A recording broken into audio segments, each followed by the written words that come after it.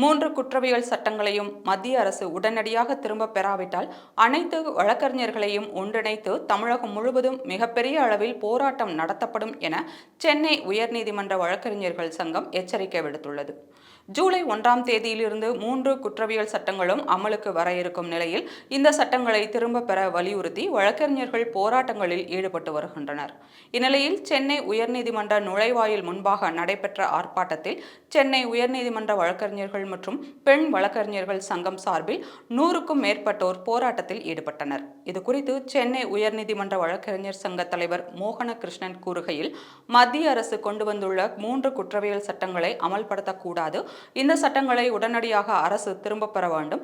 சட்டத்தின் பெயர்கள் ஆங்கிலத்தில் இல்லாமல் சமஸ்கிருதத்தில் இருக்கிறது. இப்போது நடைபெறுவது முதற்கட்ட போராட்டம்தான்.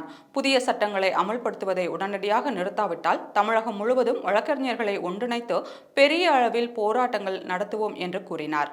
மேலும் சென்னை உயர்நீதிமன்ற பெண் வழக்கறிஞர்கள் சங்க தலைவி லூயிஷா ரமேஷ் பேசுகையில், மத்திய அரசு ஜூலை 1 முதல் அமல்படுத்த இருக்கும் சட்டத்தின் பெயர் சமஸ்கிருதத்தில் இருக்கிறது. இதை ஒருபோதும் அனுமதிக்க மாட்டோம் என்று பேசினார்.